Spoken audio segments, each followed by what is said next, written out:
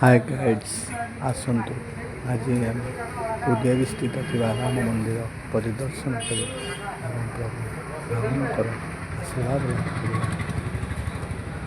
ଦ୍ୱାରପାଳ ହିସାବରେ ଦୁଇଟି ସିଂହ କିଭଳି ଭାବରେ ବିରାଜମାନ ହେଉଛନ୍ତି ଏବଂ ଆସନ୍ତୁ ମର୍ଯ୍ୟାଦା ପୁରୁଷ ଶ୍ରୀରାମଚନ୍ଦ୍ରଙ୍କର ଦର୍ଶନ କରିବା। ଆପଣମାନେ ଦେଖନ୍ତୁ ପ୍ରଭୁ ରାମ ଲକ୍ଷ୍ମଣ ସୀତା ହନୁମାନ କିଭଳି ଭାବରେ ବିରାଜମାନ କରିଛନ୍ତି ଦେଖନ୍ତୁ ଏବଂ ଆଶୀର୍ବାଦ ଲାଭ କରନ୍ତୁ। ପୂଜକ ମହାଶୟ ଆସି ଠିଆ ହୋଇଛନ୍ତି ଏବଂ ସେ ମଧ୍ୟ ପୂଜା କରୁଥିଲେ ଦେଖନ୍ତୁ। ପ୍ରଭୁ ଶ୍ରୀରାମ